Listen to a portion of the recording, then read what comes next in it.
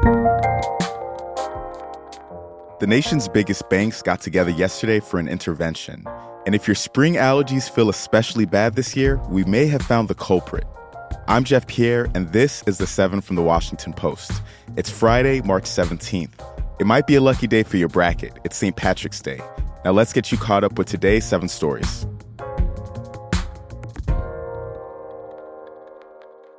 First up, the nation's biggest banks staged an emergency intervention yesterday. 11 Wall Street banks pledged to put $30 billion into First Republic Bank. It had been at risk of becoming the third U.S. bank to fail in less than a week. The plan was coordinated in part by Biden administration officials. The goal was to stabilize First Republic and to signal to depositors in global markets that the U.S. financial system is secure. Treasury Secretary Janet Yellen spoke about this yesterday during her testimony before Congress. I can reassure the members of the committee that our banking system is sound and that Americans can feel confident that their deposits will be there when they need them.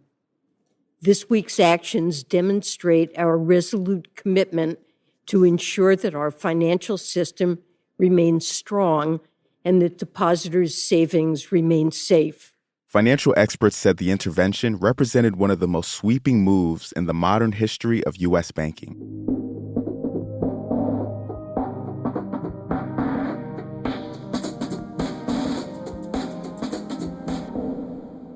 Number 2, Poland said yesterday that it will give some fighter jets to Ukraine. Ukraine has been asking for this for a long time to strengthen its defense against Russia. It will be the first time any of the country's NATO allies have agreed to do this. Poland's plan is to give Ukraine 4 jets. This could ramp up pressure on other allies, including the U.S., to provide more.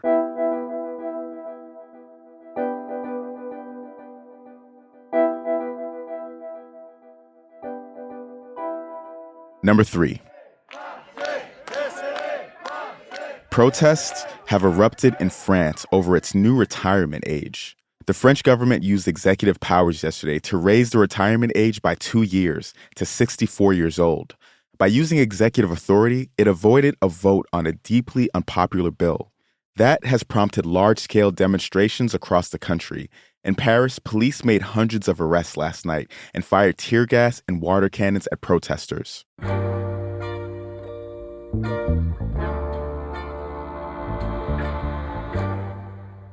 3 hospital workers were charged with murder yesterday in a black man's death.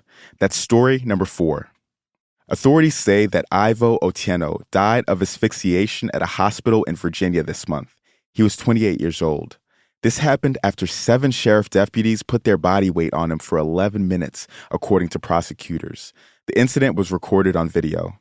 The role of the hospital workers isn't clear. Yesterday, Otieno's family saw the footage for the first time and talked about it to reporters outside the Dinwiddie County Courthouse in Virginia. Otieno's mother, Carolyn Uko, says that she saw her son get murdered. What I saw today was heartbreaking, America.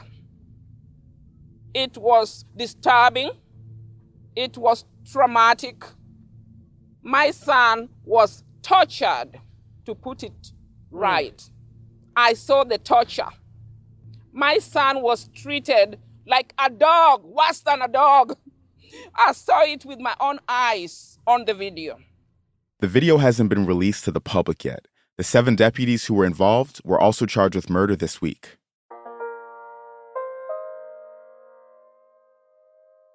At number 5, a key starfish is in danger of going extinct. A federal agency announced this week that the sunflower sea star needs protection under the Endangered Species Act. A mysterious disease has devastated the starfish that lives along the Pacific coast. More than 90% of the species was wiped out between 2013 and 2017. Starfish are crucial for maintaining underwater kelp jungles that store carbon. Without them, the effects of climate change could get even worse.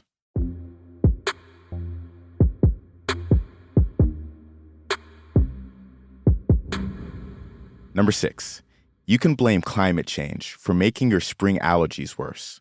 Warmer temperatures mean that trees are blooming earlier and for longer periods of time.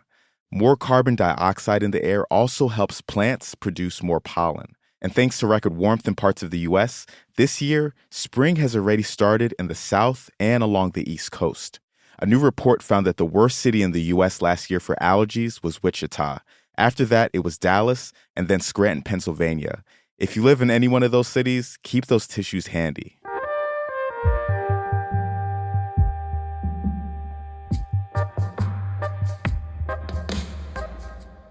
Our last story today.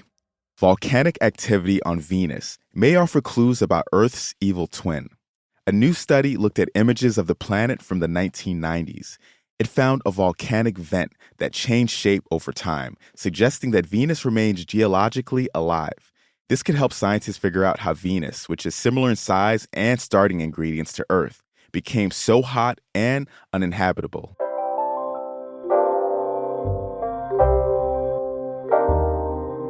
You are all caught up with the news for this week, and it's Friday, so you know what time it is. The assistant producer of The Seven is Taylor White. The staff writers are Tess Homan and Jamie Ross. John Taylor is our editor. Additional editing by Christina Quinn. Our copy editor is Francis Moody. Mixing and sound design is by Jim Briggs and Justin Garish. Our theme music is by Edith Mudge. I'm Jeff Pierre. Thanks for listening. Have a great weekend, and I will meet you back here on Monday.